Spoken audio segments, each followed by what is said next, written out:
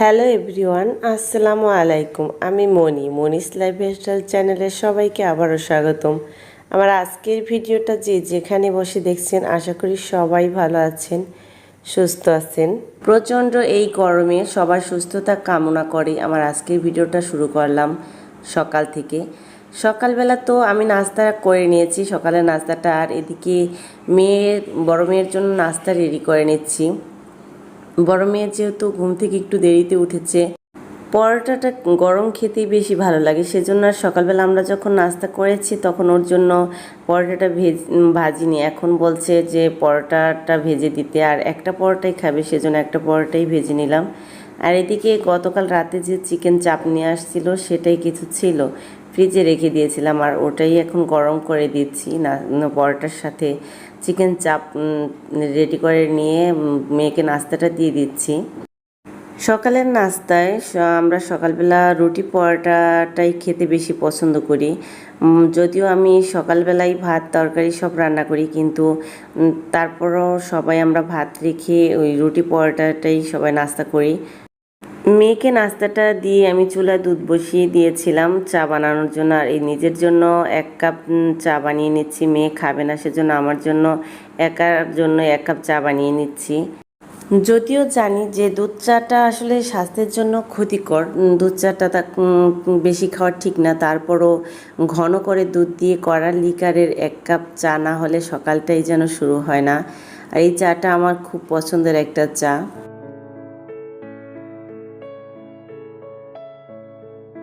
আমার ভিডিওটা যারা দেখা শুরু করেছেন, পুরনো সেই রিকোয়েস্টটা আবারও করছি, দেখা শুরুতে ছোট্ট করে একটা লাইক দিতে ভুলবেন না। আপনার একটা লাইক আমার কাছে অনেক দামি, কারণ আপনার একটা লাইকেই পারে আমার ভিডিওটা অনেকের কাছে পৌঁছে দিতে। আমার ভিডিওটা যদি আপনাদের কাছে ভালো লেগে থাকে, আমার চ্যানেলটি যারা এখনও সাবস্ক্রাইব করেননি, নতুন ভিজিট করছেন, চাইলে আমার চ্যানেলটি সাবস্ক্রাইব করে নিতে পারেন। পাশে থাকা বেল আইকনটি ক্লিক করবেন, অল অপশনটি সিলেক্ট করবেন, যাতে করে আমার নতুন নতুন ভিডিওর নোটিফিকেশনগুলো আপনাদের কাছে খুব সহজেই পৌঁছে যায়। আমি সবসময় চেষ্টা করি থালাবাটিগুলো সাথে সাথে ক্লিন করে নিতে। আর দেখেন, একটু চা বানিয়েছি আর মেয়ের জন্য নাস্তা রেডি করে নিয়েছি, তাতেই কতগুলো থালাবাটি হয়েছে।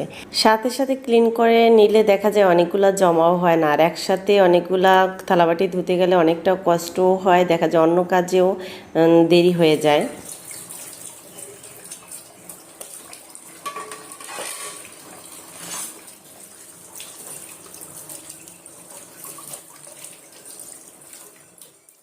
সকালের নাস্তার কিছুক্ষণ পরেই যেহেতু আমার বাবুটা ঘুমিয়ে যায়, আমি চেষ্টা করি যতক্ষণ ঘুম আসে ওই সময়ের মধ্যে সব কাজগুলো সেরে নিতে।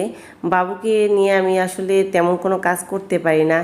এই যে ভিডিও করছি, এখন যদি জেগে থাকতো তাহলে দেখা যায় যে আমার ক্যামেরায় স্ট্যান্ড ধরে টানাটানি করতো, আর আমি ভিডিওটাও করতে পারতাম না।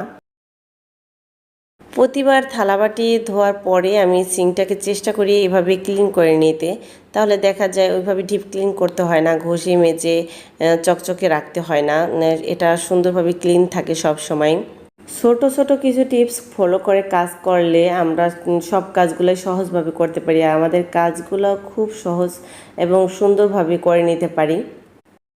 আমার আজকের ভিডিওতে আমি আমার ছোট্ট কিচেনের একটা কর্নার অর্গানাইজ করবো আজকে। আমার ছোট্ট কিচেনটাকে আমি নতুন কিছু দিয়ে গুছাবো, আমার প্রয়োজনীয় কিছু জিনিস দিয়ে আমি আমার কিচেন কর্নারটাকে গুছাবো, সেটা আপনাদের সাথে শেয়ার করব। আশা করি আমার আজকের ভিডিওর শেষ পর্যন্ত আপনারা আমার সাথেই থাকবেন, আর শেষ পর্যন্ত আমার ভিডিওটা দেখার পর আশা করছি আপনাদের কাছে ভালো লাগবে।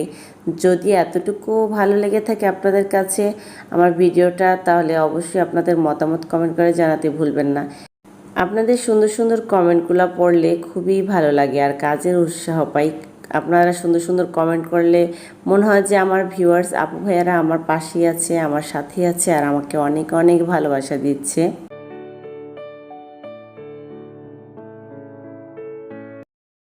প্রতিদিন রান্নার শেষে যেহেতু রান্নাঘরটা পরিষ্কার করি আর এই জানালা ওয়াল এগুলো হালকা পাতলা মুছে নেওয়া হয়, ততটা নোংরা হয় না, কারণ প্রতিদিন পরিষ্কার করে রাখলে আসলে ওইভাবে ডিপ ক্লিন করতে হয় না, মাসে একবার ডিপ ক্লিন করলে হয়ে যায়।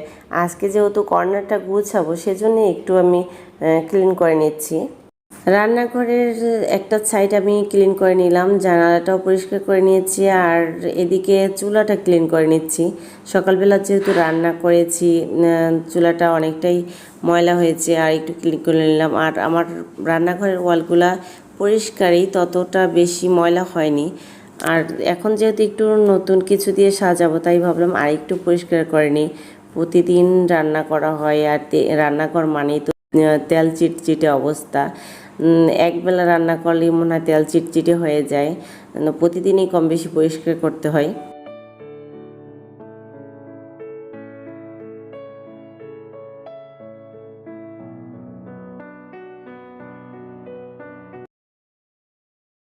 ইন্ডাকশন চুলাটা আমি সুন্দরভাবে ক্লিন করে নিয়েছি, আর পরিষ্কার করার শেষে আমি একটা শুকনো কাপড় দিয়ে এটাকে মুছে নিচ্ছি। যেহেতু একটা গ্লাসের, আর গ্লাসের জিনিসগুলা পরিষ্কার করার শেষে শুকনো কাপড় দিয়ে মুছে নিলে সুন্দর চকচকে একটা ভাব চলে আসে। আর ভিজে কাপড় দিয়ে মোছার পরে একটা কেমন যেন ঘোলাটে ভাব থাকে, সেজন্য আমি একটা শুকনো কাপড় দিয়ে একটা মুছে নিলাম।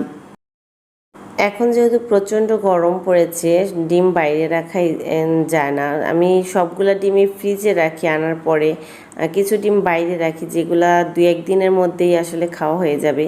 সেই পরিমাণের ডিমগুলো আমি এই ঝুড়িতে রেখে এই তো চুলার কাছেই রেখে দিই, যাতে করে হাতের কাছে সহজেই নিয়ে নিতে পারি।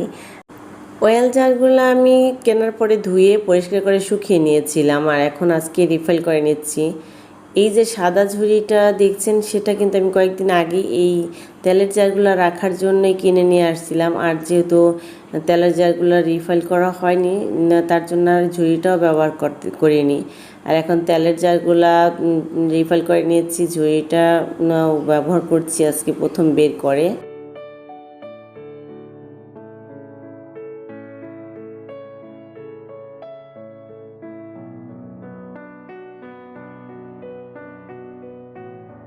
চা পাতির জারটা গতকালকেই খালি হয়ে গেছে, তাই ভাবলাম যেহেতু একেবারেই খালি হয়েছে তাই এটাকে একটু ধুয়ে পরিষ্কার করে শুকিয়ে নিয়েছি, আর আজকে তো চা পাতি এটাকে ভরে নিচ্ছি।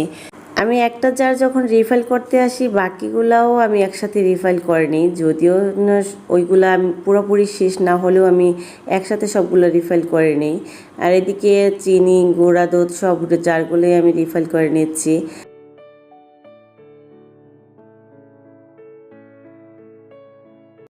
প্রথমে ভাবছিলাম যে রান্নাঘরের এই কর্নারটা আমি এইভাবে গুছাবো, পরে লবণের জারটা যখন আমি রিফিল করলাম, লবণের জারটা রিফিল করার পরে মনে হলো এইভাবে না, একটু চেঞ্জ করে অন্যভাবে গুছিয়ে নিই।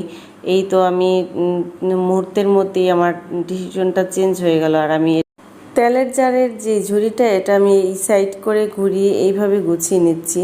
আমার কাছে হঠাৎ করে মনে হলো যে যেভাবে আমি প্রথম গুছিয়েছি ওটা চেঞ্জ করে এইভাবে গুছালে বেশি ভালো লাগবে। আপনারা অবশ্যই কমেন্ট করে জানাবেন যে আমার কোনভাবে গুছানোটা বেশি ভালো লাগলো এই কর্নারটা।